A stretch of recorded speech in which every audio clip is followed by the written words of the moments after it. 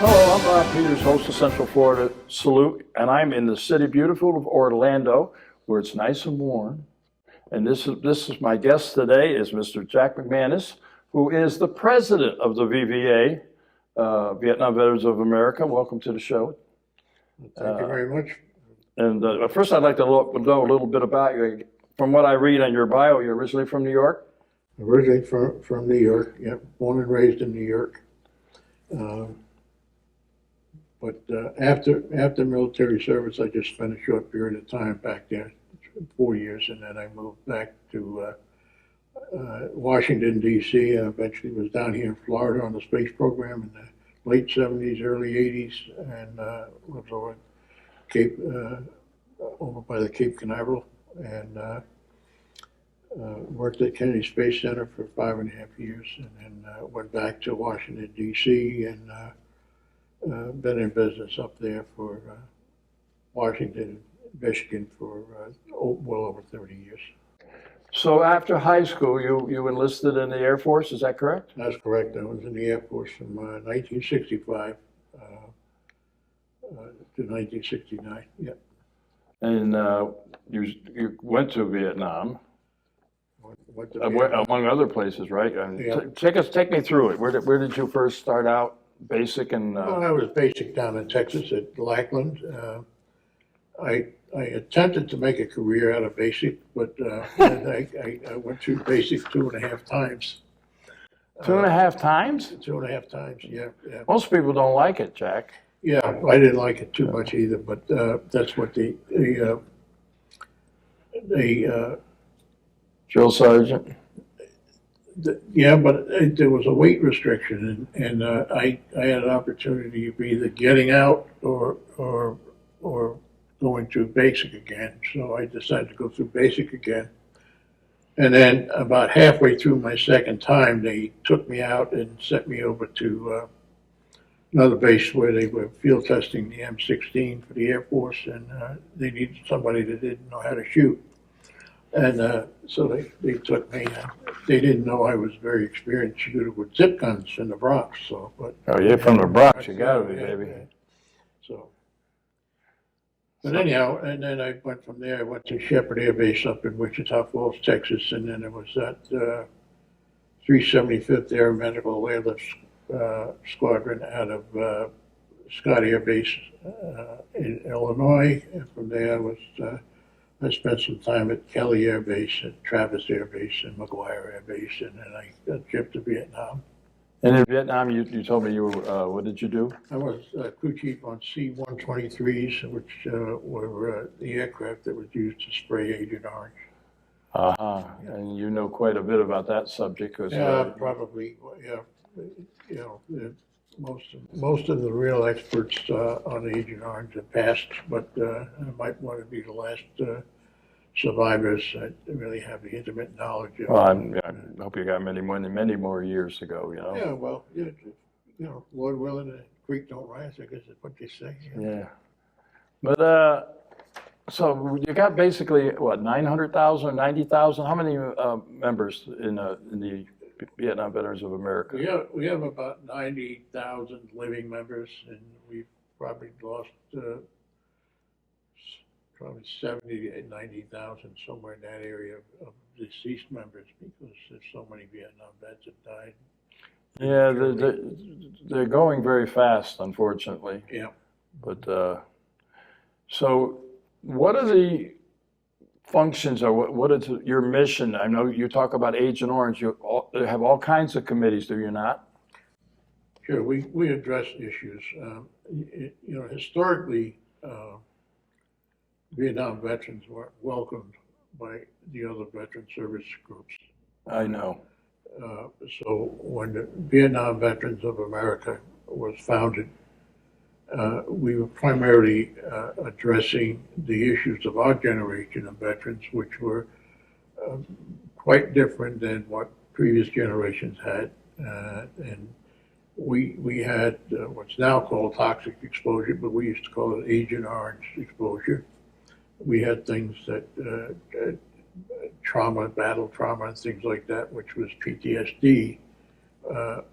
in the old days, they used to call it, battle shock or something like that, battle fatigue. But actually, it was PTSD, and there were just a number of issues that applied to Vietnam veterans that didn't really apply to previous generations. So we created a whole set of specific issues and committees to address specific issues. And Vietnam veterans was the very first group to really embrace women veterans as members. And we were the first one to have a woman commandant or president overall. And we were so we were early in that. Today, it's, women veterans are recognized, but it was. Oh, yeah. I mean, I think it was at 2019 or 2009. I'm not sure. I think it was 19 when they said that women can do anything in combat. Before, if you go follow the history of women in the military, they had to sneak in during the Revolutionary War, and Oh, yeah. then they weren't allowed to be heavily involved like they are today. Yeah, but they weren't even recognized for the service, and then the things that women veterans experienced that were different from male veterans were not addressed at all. They were ignored by the government. So we were very active in getting legislation for women and minority veterans that didn't have coverage before, and the recognition that was really one of the main things, to be recognized for their quality of service and their patriotism to this country, which people just underestimated how much the sacrifice women veterans made for this country. So we're very proud to have been early on to being the first veteran service organization to have that level of recognition for women veterans, and we continue to be very active in issues for women veterans and getting legislation that assists women veterans in their afterlife after their military service. And we've done that not just for that. We work with Native Americans, we work with the Hispanic Americans, we work with minority veterans all over the country, black veterans. We work with the black veterans of social justice, and we're a very activist group, and Yeah. Agent Orange is one of our committees, and we've been working on not Agent Orange issue, which really now has been renamed, and it's called toxic exposure. All right, and it's our generations following ours post-Vietnam have also been exposed to toxins in the battlefield and also in the bases they were stationed around the country and around the world. So we recently have a major piece of legislation that passed. It was the biggest piece of legislation since 1991. And that was called the PACT Act, all right? And that opened up availability for benefits and health care for all generations of veterans, and the veterans from the Iraq War, the Afghanistan War, veterans from the first Gulf War, and then those veterans that serve in other places where they're exposed to toxins that are not really war places, but where they're exposed to toxins. And How would somebody know? There's a list, is there not? And what would, say, like, I haven't explored it, but I want to explore it now, because you just made a point that maybe there's veterans out there that don't know anything about it. How could you guide them through that? well, the PACT Act is open to anybody that served and there's no barriers of time and place like we had with Agent Orange. Mm-hmm. Agent Orange was, you had to prove that it was Agent Orange that that created whatever the situation was you had, all right? And after years of getting different changes to the law, we finally come up with the PACT Act, where we said the assumption is that if you were exposed to toxins during your military service, they're going to take care of you.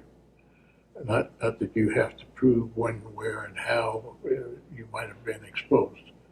So if you have certain conditions, then you should be taken care of. So what in these conditions are, what are you referring to? Well, let's talk about the generations of veterans that are out there now that are not Vietnam veterans. In the first Gulf War, we had Desert Storm and Desert Shield. All right. There were about 1 million Allied troops that were in that theater of combat that were exposed to a lot of toxins. All right, and it came down with which was the Gulf War illness. All right, and it was not describable because it wasn't a typical illness, so it didn't manifest itself with each veteran the same way. And it took many years, and they were denied benefits, and they were denied care.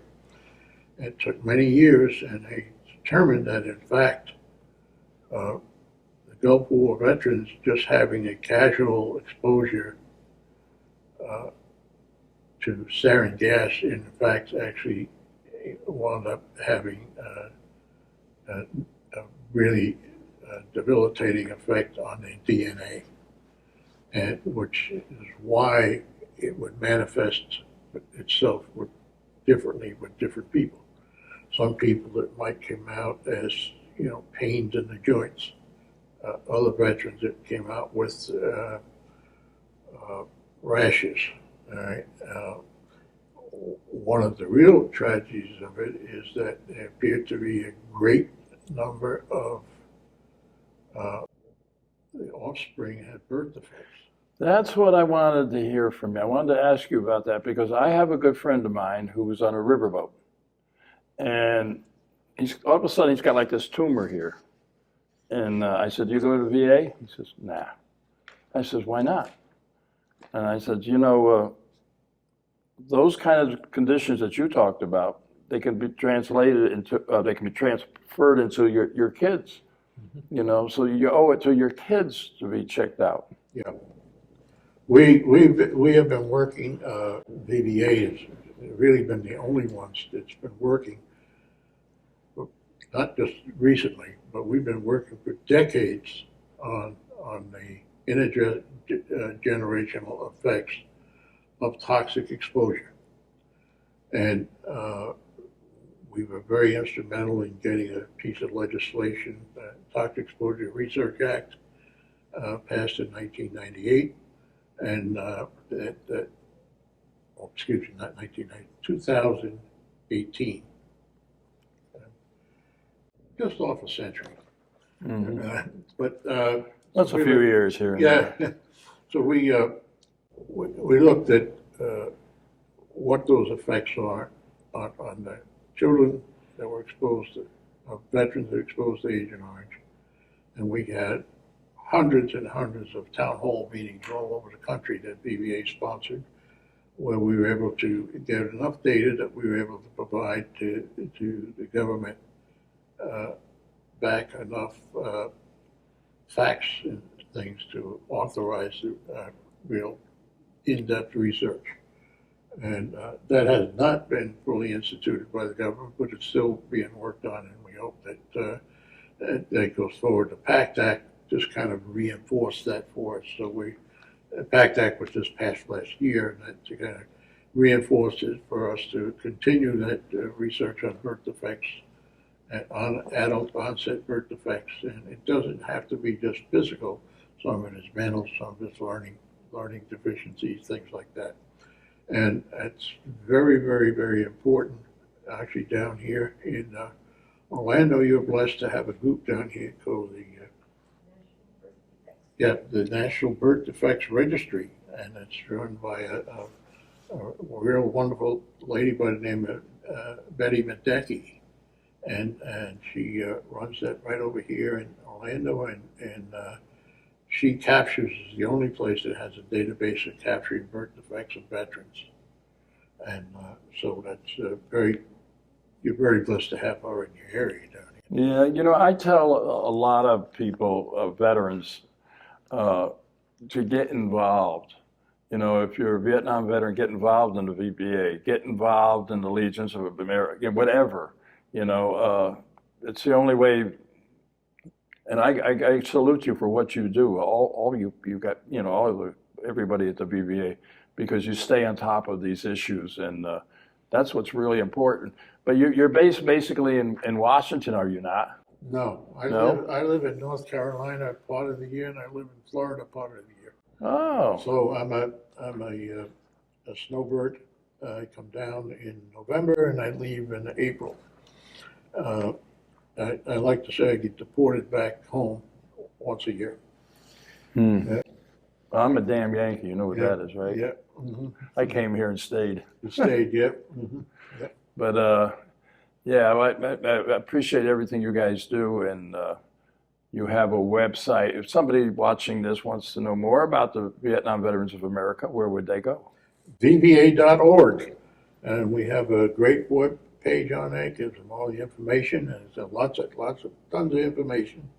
Just a click away from one click to get whatever information it is, not just membership information, but a lot of information like on Agent Orange and PTSD and those things, and they can pursue that. And plus links to other places where they get good solid information. And also just to get an idea of what the veterans are doing together. So there's a lot of good information out there for them. Well, we are here in Orlando. The convention is going to be another 3 or 4 days, right? That's correct. And I want to thank you for your time. Do you have any message that you want to put out there to other veterans? I got to tell you one thing that I found out. You know, I used to work for the power company many years ago. Well, I'm still not that old, but many years ago. And somebody came in and talked to me about getting in the Veterans Administration, you know, getting in the VA. And they told me there was a formula, and that I made too much money because I was working at the time. You can't get into, you know, the VA. So this is a lot of years ago now. So I came down here, and unfortunately, but not my company, the other companies started taking away people's health care benefits. Mm-hmm. So I says, I have to cover myself.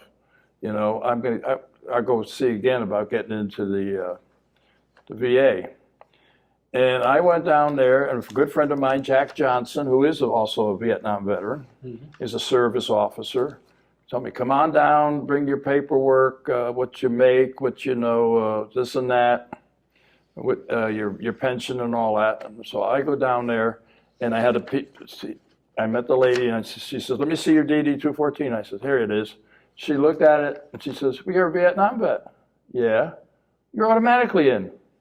I didn't know that. All those years, I never knew that. That's why I encourage people to find out what your benefits are. Yeah, and you know, particularly with the PACT Act, you know, the PACT Act that was passed last year opened up benefits for not just Vietnam vets, but veterans that served anywhere where they would have been exposed to any toxic chemicals. So for the Vietnam era, we now cover Thailand, Laos, Cambodia, Guam, the Philippines, American Samoa, and a few other places where the possibility was that they were exposed to toxic chemicals that affect their health. And then for the post-Vietnam era, burn pits and any of those things that veterans are exposed to. And we all remember watching on TV the Gulf War when Saddam Hussein set all the oil wells on fire down there, and Yeah.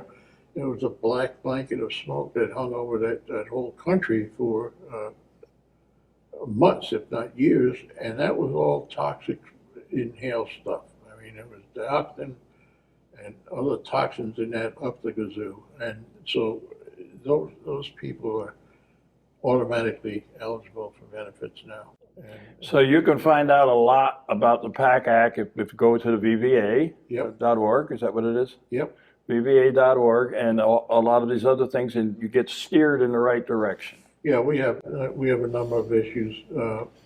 You can learn about PTSD there and exposure, and you know where you can go to get help. All right, we have a good linkage on suicide prevention, which is a real tragedy that veterans are really lead the nation in the number of suicides. And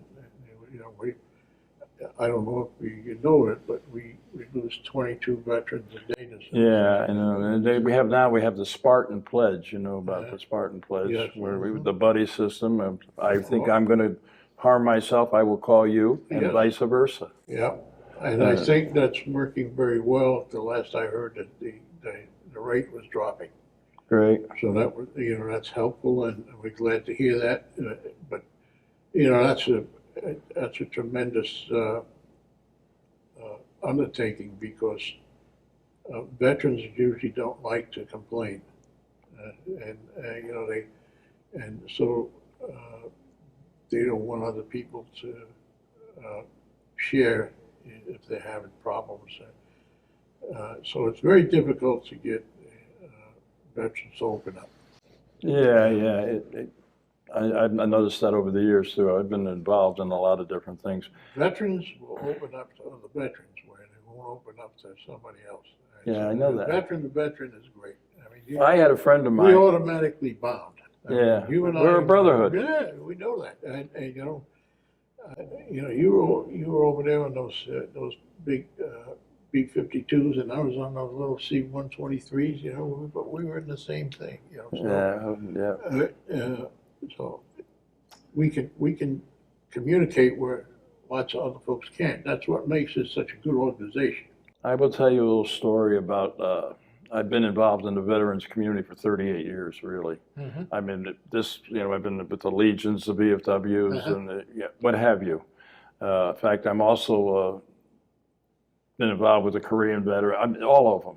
But I have one young fellow that I'm not going to mention the name, but he came back from Iraq. And he was from the small town that I was living at the time. And I saw an article about him, and I put it out to the school system. We only went up to the 8th grade at the time, and we had all the kids sign a poster for him and everything. And then we went down to the Legion post. We were sat and we started talking. I had never met him before, and he was telling me about what he went through. Yeah. And I said goodbye and this and that, and then his dad came over, his stepfather came over. What did he tell you? I said, what do you mean? What did he tell me? He said, what did he tell you? He won't tell me nothing. I said, maybe when he's ready he will. But until then, I'm not telling you what he told me. Yeah. That's not how it works. Yeah. But you're right, though. You're right. We have that bond, and but anyway, I think I'm taking up a lot of your time here. I know you got to go. Yeah, we got some resolutions and stuff. Yeah, we're working resolutions on. and stuff coming. But if you got any final words that you want to. Well, no, I encourage any veteran that's out there that's listening to this to don't hesitate. If you've got a problem, there's a lot of help that's available through the VA. The VA today is different than the VA when we came home. All right, our generation. I agree there. And so there's so many things there to help you out. And if you talk to a veteran service organization, see about their accredited service reps, and they'll help you, whether it's BVA, VFW, American Legion, They will help guide you to where you need to go to get some assistance and help. But don't be afraid of taking it. You've earned it. It's your obligation to use it. All right, not just for you, but for your family. So. Very well said, my Okay. friend. Well, Jack, I want to thank you for your time. Thank you, sir. It was a pleasure meeting you, Yes, sir. and Nice I'll meeting let you go and- about your way now. And Okay, well, well, not yet, not quite yet, Not yet? not Okay. yet. But I just want to say thank you and welcome home. All right. Well, thank you. All right. Welcome home to you too, sir. Now, to all our veterans out there, our active military and their families, we salute you for all you do. Thank you, sir. Till next time. That's it. Thank you.